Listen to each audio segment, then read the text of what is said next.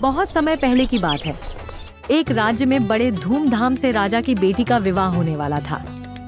महल चारों ओर से सजाया गया था। ढोल नगाड़ों की गूंज और शहनाइयों की मधुर धुन से वातावरण आनंदमय हो उठा था। इस शुभ अवसर पर रानी ने अपनी बहन को संदेश भेजा, मेरे घर आओ, साथ बैठकर भोजन करो। तभी एक दूत आमंत्रण पत्र लेकर दूर जंगल में स्थित आरशे पत्नी की साधारण झोपड़ी तक पहुंचता है। मेरी बहन का संदेशा आया है, उनके यहाँ भोजन करने चलना है। रहने दे भगवान, अपने से बड़े के बीच में नहीं जाना चाहिए। पत्नी जोर देकर ऋषि से पुनः आग्रह करती है। भगवान, तू समझ क्यों नहीं रही? अरे सुन, मैं तुझे एक कहानी सुनाता हूँ। तपते रेगिस्तान में एक ऊंट मर गया। उसकी लाश रेत पर पड़ी रही। तभी एक गीदड़ वहां आ पहुंचा। उसने ऊंट का शरीर देखा और अंदर घुस गया। अंदर उसे भरपूर भोजन मिला।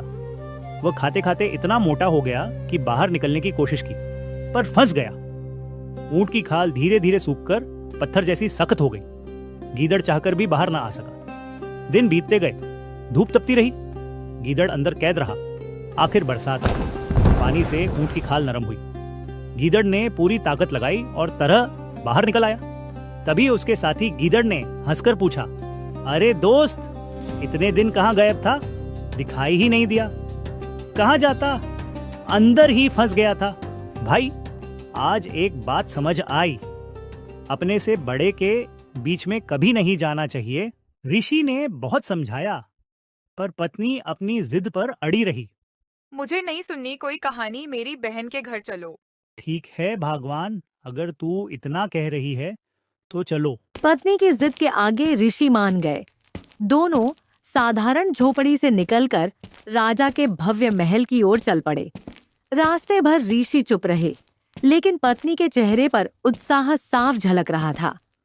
आखिरकार वे महल पहुंचे, जहां सोने चांदी के बर्तनों में 36 पकवान परोसे गए थे। पत्नी ने चाव से भोजन किया, लेकिन ऋषि ने मन मारकर खाना खाया और चुपचाप घर लौट आए। कुछ दिन बाद महलों की चकाचौंध पीछे छूट चुकी थी। अब ऋषि और उसकी धर्मपत्नी फिर से लौट आए थे।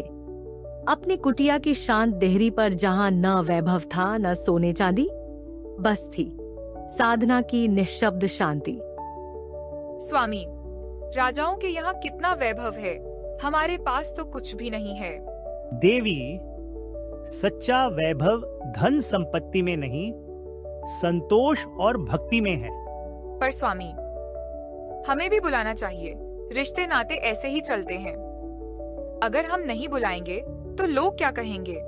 पत्नी के आग्रह पर ऋषि ने मन मारकर राजा को निमंत्रण भेजने का निश्चय किया। ऋषि का दूत महल पहुंचा। दरबारियों ने संदेश लिया और राजमहल के भीतर पहुंचाया।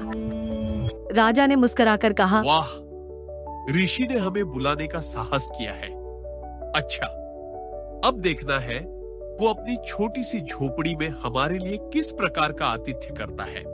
राजा ने घमंड से कहा, अब उस ऋषि को नीचा दिखाऊंगा। हजारों सैनिकों संग चलूंगा।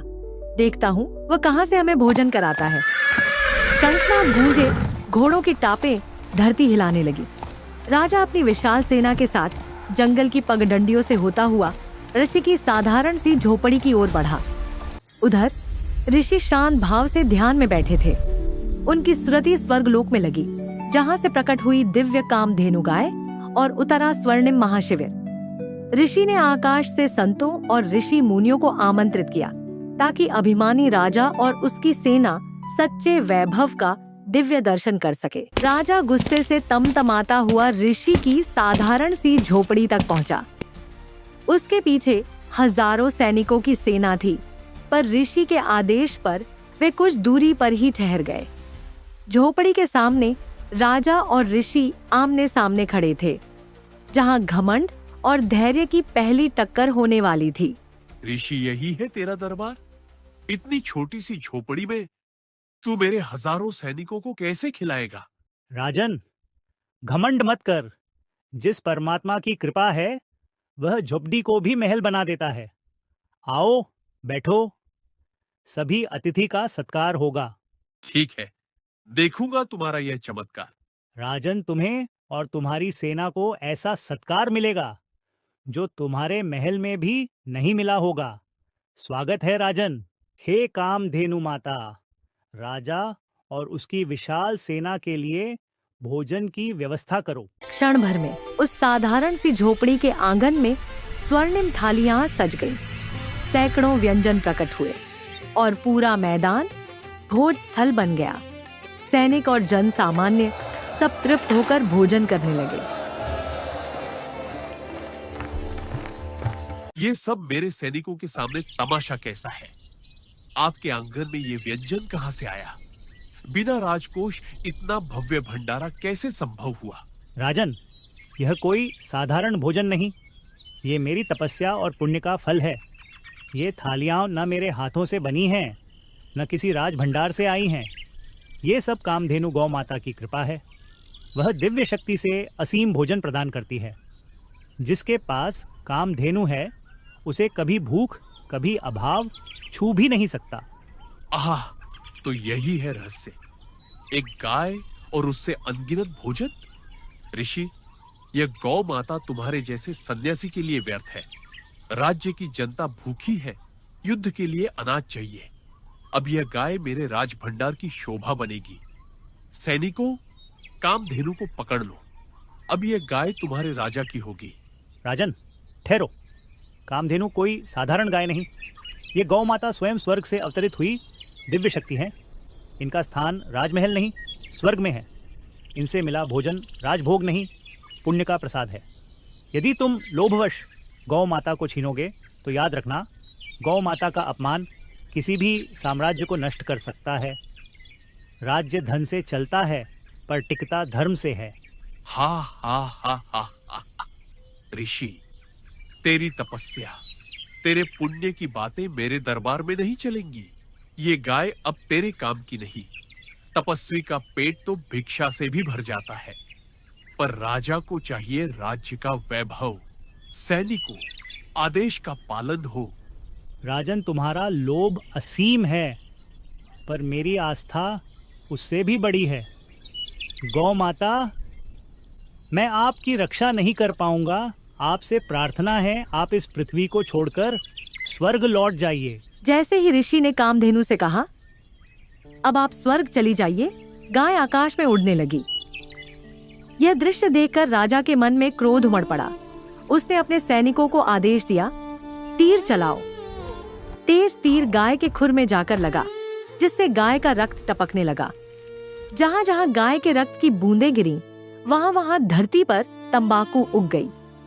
लोग उस पौधे को सुखाकर हुक्का और बीड़ी में प्रयोग करने लगे।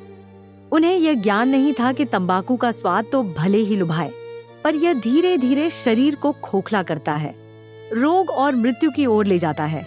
आज भी संत रामपाल जी महाराज अपने सत्संग में यही समझाते हैं कि 100 नारी जारी करे सुरापान 100 बार, एक चिलम हुक्का भरे डूबे काली धार। तंबाकू और नशा आत्मा और शरीर दोनों का शत्रु है। ये जीव को भटकाकर पाप के मार्ग पर ले जाता है। जो व्यक्ति तंबाकू का त्याग कर सच्चा भक्ति मार्ग अपनाता है, वही वास्तविक सुख और मोक्ष प्राप्त कर सकता है। और इस कथा का निष्कर्ष यही है, खून नाम खून का तमा नाम गाय, 100 बार सौगंध इसे न पिए खाए। तंबाकू खाना गाय के मांस खाने के समान है। क्योंकि तंबाकू की उत्पत्ति गाय के खून से हुई है, इसलिए संत रामपाल जी महाराज की शिक्षा के अनुसार तंबाकू व नशे से दूर रहना ही जीवन को सफल बनाने का मार्ग है। संत रामपाल जी महाराज जी के ज्ञान से संबंधित अधिक जानकारी के लिए हमारे निम्न नंबर पर संपर्क करें 8222880 541।